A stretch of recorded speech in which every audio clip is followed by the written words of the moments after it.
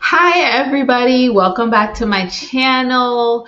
Today I am going to talk about down payment assistance for first-time home buyers. And I just want to give a disclaimer. This is probably going to be one of my longer videos because I'm going to be talking about a lot of personal experience I've had with a couple of these programs. So I'm going to talk about two programs. One is specific to the state of Florida.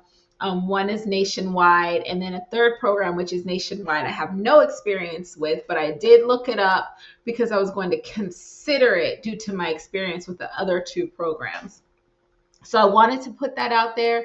This may be a useful video for someone who is honestly looking to purchase a home and need information about down payment assistance as well as some personal experience. And I'm going to also be talking about how specifically my process, because I am building a new construction home. So it may be a little bit specific to that.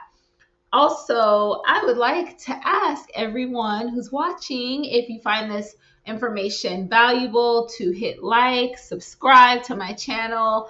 I don't know that it does anything. I'm still learning YouTube, but just wanted to throw that out there and we'll get into this. All right, so I am going to start with the down payment assistance program that is new in 2023. This is a program that I do not have any experience with, but I did look it up because I heard about it on a couple of other YouTube channels of gurus in the real estate financial area that I listen to, and it's called Empowered DPA. Now, what Empowered does is it gives 3.5% of a down payment assistance to the borrower.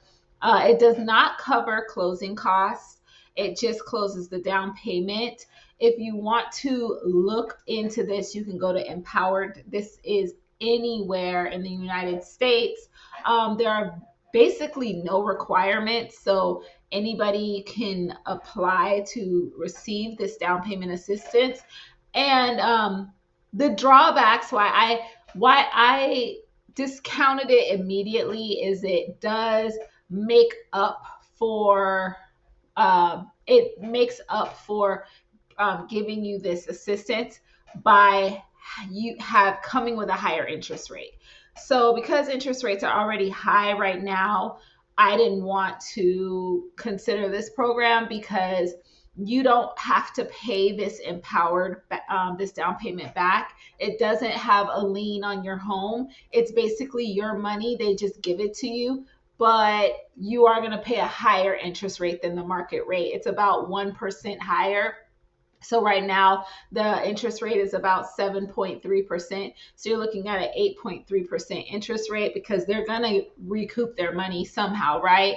So, I mean, if you don't mind the higher interest rate to get the down payment and that work and with the freedom of not having to pay it back or having a lien on your home if you want to refinance or sell, then that might be a good option for you to look into. If any of my information is not 100% correct, please forgive me. I did not do a complete deep dive into this program, but I do believe it's available to mostly anyone who's buying a home as a first-time home buyer, and it's no strings attached down payment assistance.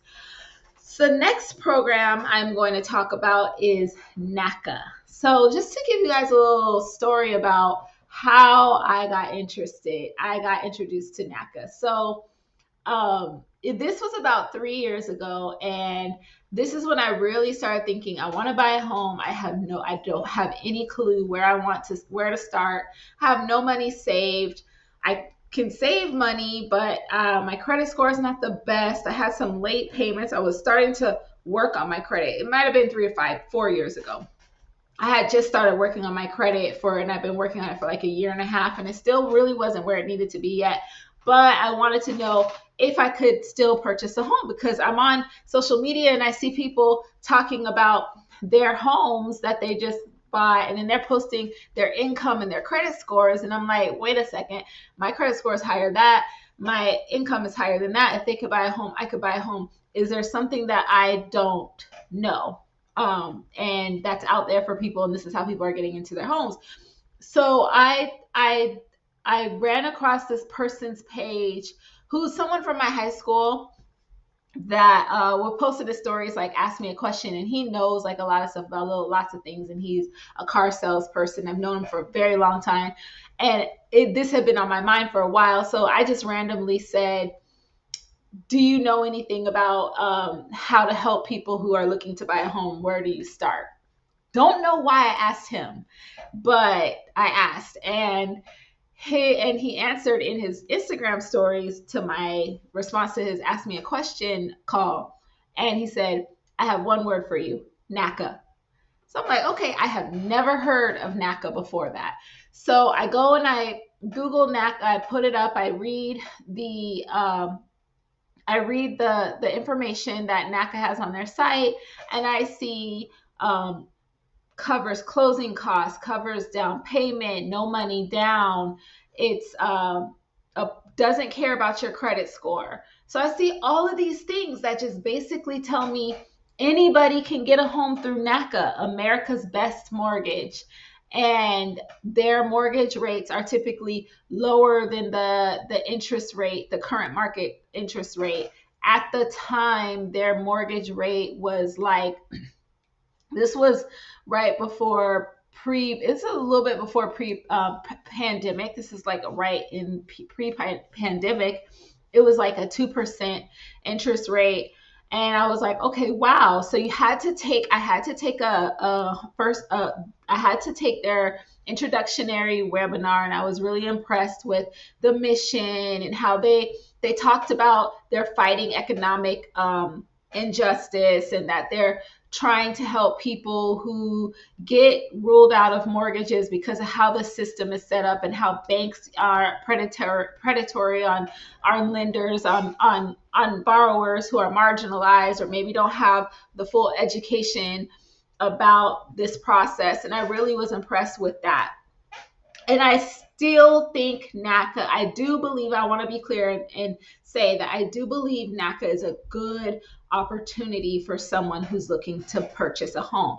There are some downsides of it to consider that I'm going to go over, but if you have poor credit, these barriers that don't have money saved, these things that keep people from buying a home, NACA is a great place to start. And I will say this, despite me not going with NACA, at least I'm knocking on wood because I really don't want to go with NACA, but it is an option because I'm in housing search right now, currently today. But despite me not choosing to go with NACA at this time, I will say that NACA prepared me for this fight. This fight of trying to become a homeowner. I have everything I need at my fingertips because of NACA. And it helped me become credit worthy to purchase a home. It really helped me get organized and become credit worthy. It helped me learn how to budget. Oh, there were so many benefits, even if you're just using the program to get started and you don't go with NACA. And I joined a couple Facebook groups, and I did see a lot of people say, I didn't end up going with NACA, but I'm thankful for NACA because of where NACA brought me to this point to where I can get a traditional loan through a bank or however the case may be.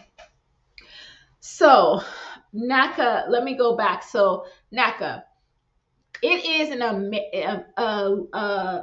a mortgage backed by Bank of America. So it is technically a Bank of America loan.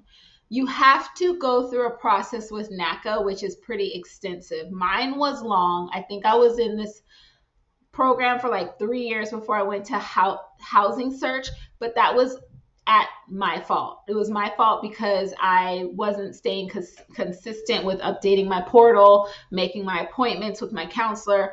That kind of stuff will hold you back. I made late payments to my rent, and I thought that a late payment with my rent canceled me out. So I kind of gave up and started over when I knew I could make my payments for my rent for a year with no late payments. Come to find out, it didn't matter. All I needed to do was write a letter of explanation, which that's what my current counselor had me do. But I do believe it also depends on your counselor. And I went through like 4 counselors. So there's that. And I know that was a lot, but I'd rather just like give it all to you fast than you having to listen for a long time about repetitive information. One of my friends from church, I told her about NACA, and she got all her paperwork, took the class, got everything in the system, met with her counselor, and I want to say she was in housing search within 3 months. So that it does vary. So I know a lot of people say, oh, NACA will keep you forever and you'll be 3 years and it's not for the faint of heart and all that stuff. It could be true and it cannot be true. It depends on you. Honestly, that's my experience because I literally have seen someone get in housing search pretty quickly. The downside that I would say that really affected me is it has its own set of guidelines and restrictions. So I make pretty decent income, and through a regular bank backed loan, I qualify for about up to 320, depending on the taxes in the area.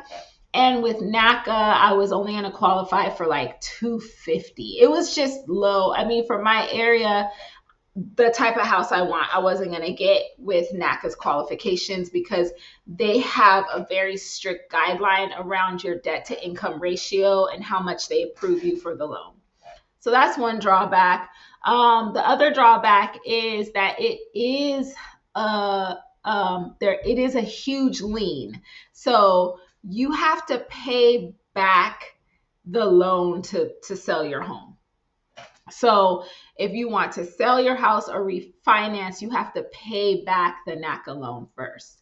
And the other drawback that I found with NACA is that you can't will your home. You can't will it, not with a NACA loan. So it make me feel like it's not really your house if you can't will it to your kids. So that was a huge drawback for me. Some helpful tips I will say is to communicate with your NACA counselor, to be very upfront, open, and honest with them. Be kind to them. I do believe those counselors really do want to help people get into homes. They have these weekly meetings on Zoom where you can get on and just ask questions. And I do see that the counselors are very passionate about helping people. That's been my experience. My friend had a different kind of experience where someone kind of didn't really tell her all the information or maybe forgot, but it got resolved. I think a large part about that is communication. You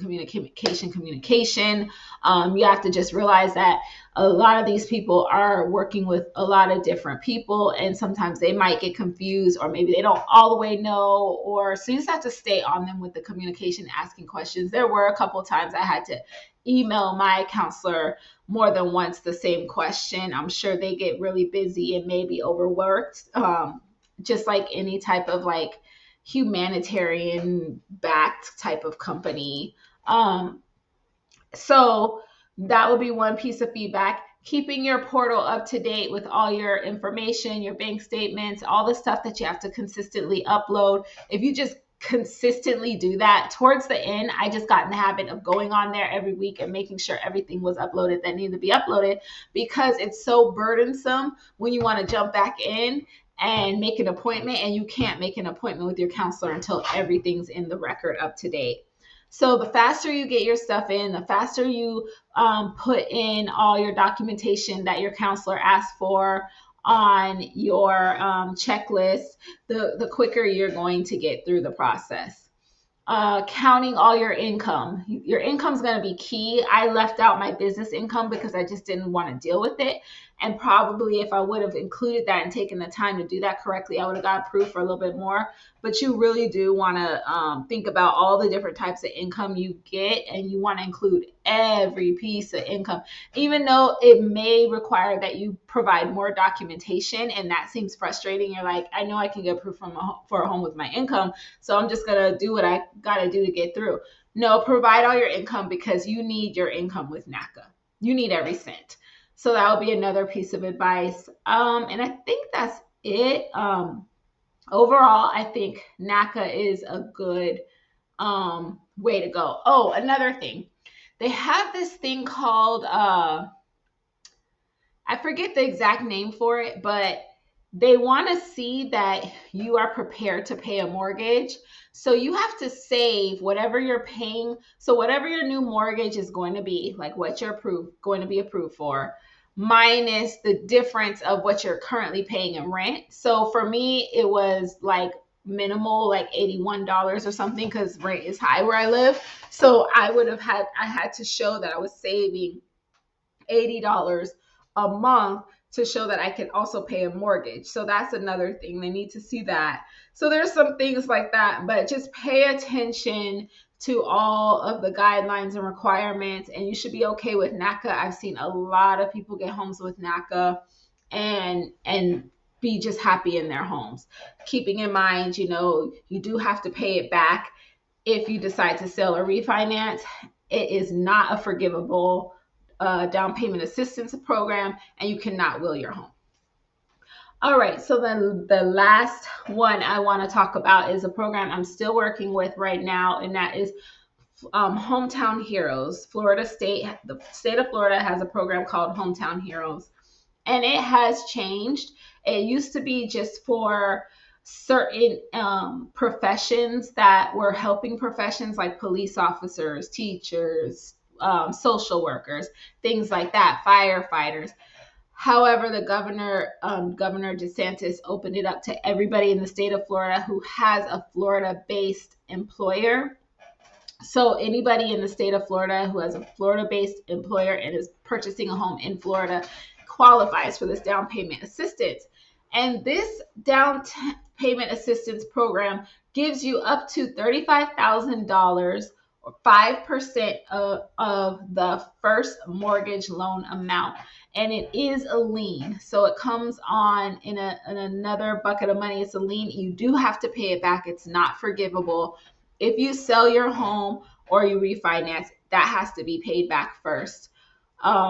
It gives you down payment and closing cost assistance. So depending on how much it calculates how much it's going to give you based on the purchase price of your homes, because it's only giving you up to 5%. So most places you just need a 3% down payment with a FHA loan, right? So even though you can get this with conventional loan, with a conventional loan you put more down, right? So that's why it makes more sense to pair this with an FHA loan, because they're giving you up to 5%. And so for example, you're going to say you're getting that 3% is your down payment, and then you have about 2% left over, which will help you cover your closing costs. You should also expect to come out of your pocket at least a couple $1,000s, because that's going to fully cover your closing costs. Now, I am pairing my Hometown Heroes with a pre-construction home.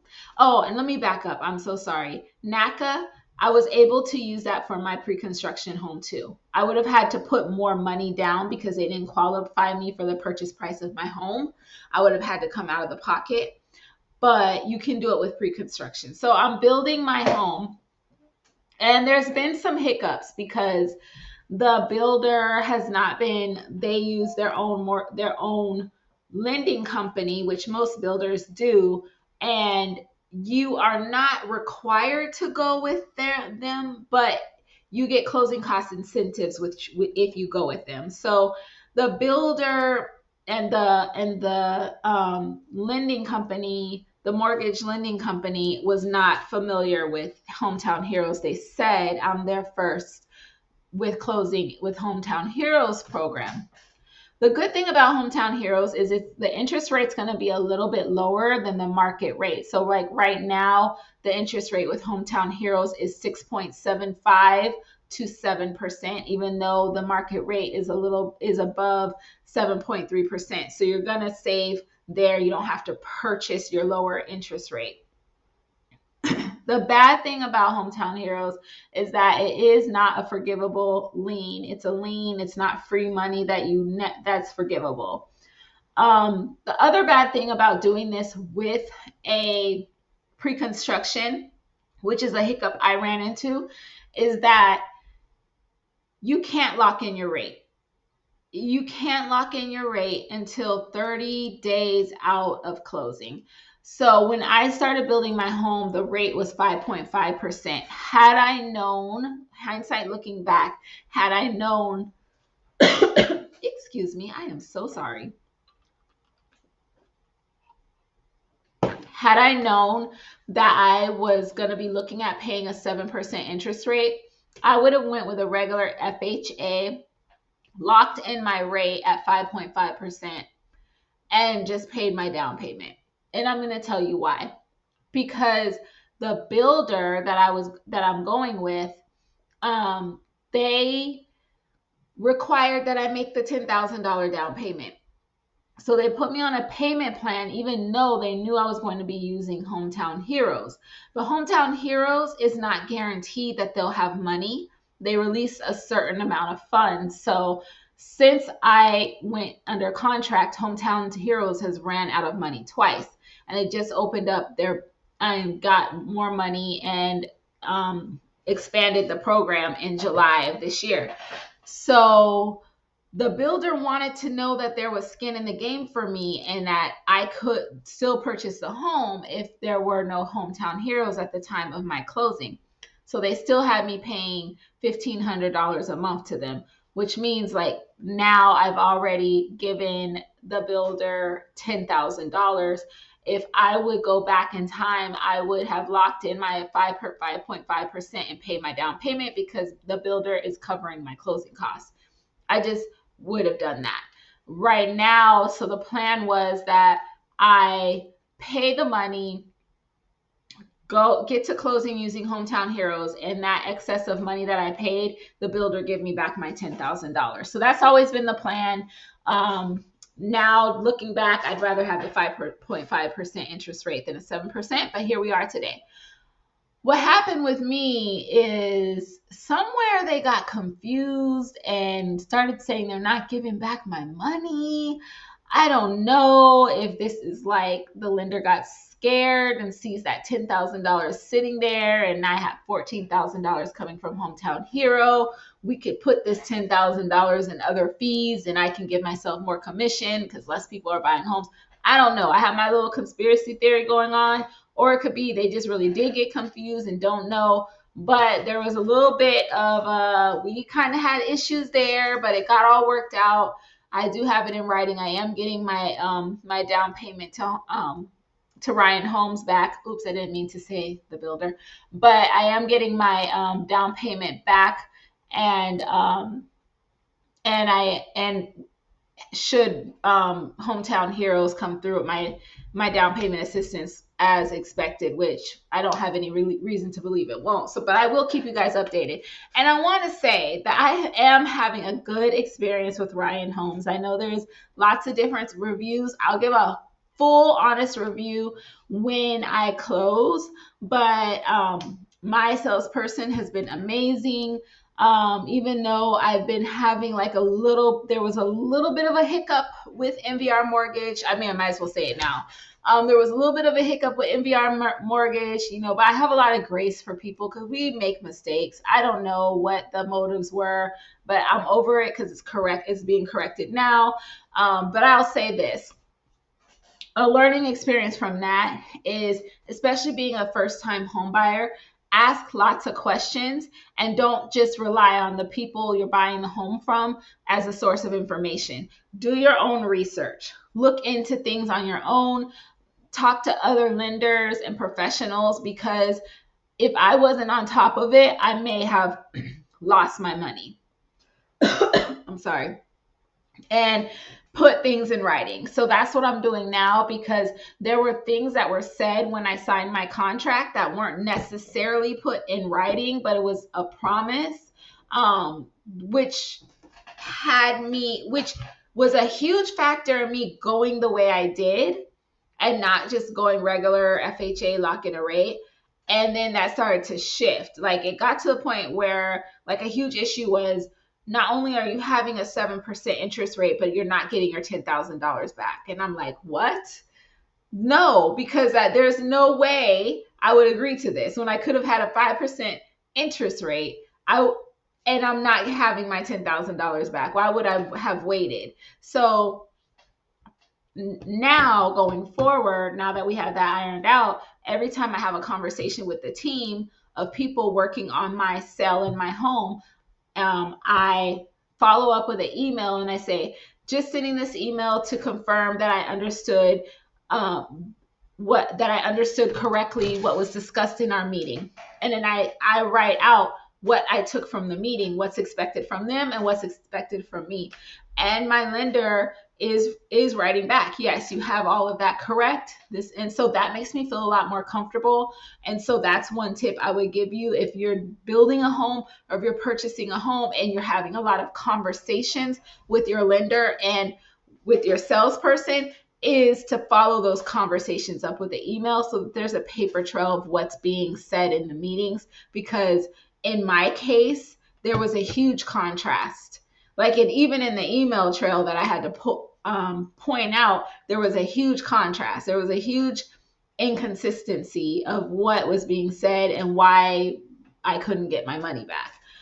So that's a big deal. I mean, I'm not trying to bash anybody. I'm just saying, like, you have to be an advocate for yourself, because at the end of the day, people are trying to make money. Like, your purchase is making the people you're dealing with, at no matter how friendly they are, it's putting money in somebody's pocket, and it may be putting a little bit more money in their pocket than it has to if you're not on top of what's going on in your home purchase and your deal. Another learning experience I got from that is I got so used to just talking to my lender and talking to my salesperson, like, infrequent in conversation and the emails and stuff, that I forgot I have a realtor, and I have a realtor representing me, and she wasn't included on the emails, and she knows much more than I do about all this stuff, and she may have caught it earlier on. So, and remembering to include your realtor on your communications, especially if you're working with a builder, because they have a realtor, but that realtor represents the builder, not you. So I have a realtor who represents me and wants to make sure everything that I'm taking care of or whatever. So I've started including her on the communication. And when they call me, because sometimes I'll just get a random call, they need this or they need to tell me something, I'll say, hey, before we get started, let me just call my realtor and merge her in. If she happens to not answer the phone, I'll still go on with the conversation, because we still have that email that I'm going to follow up with, and she's going to be on it. But I'm always going to try to bring my realtor into the fold in real time. And my realtor is really good. She answers the phone, hasn't missed a conversation yet. So that's, one thing to think about when you're looking for a realtor. And I'll probably do another video about that later. But back to Hometown Heroes, I just want to make sure I covered everything. It is Florida housing. If you can go to floridahousing.org if you want more information about the Hometown Heroes program. You need to have a 660 credit score in order to qualify for the program. There is a 50-50 debt to income ratio requirement, and it is a first time home buyers program. And so that, I think that covers all the information. I gave you the website. And so that's my experience. Those are a couple of programs to look into. Just to recap: Hometown Heroes, Empower DPA, and NACA. And I think there's good and bad to both, or I won't even say bad, but there's pluses and minuses to both, but to all three of them. But they're definitely, all three of those programs are worth looking into.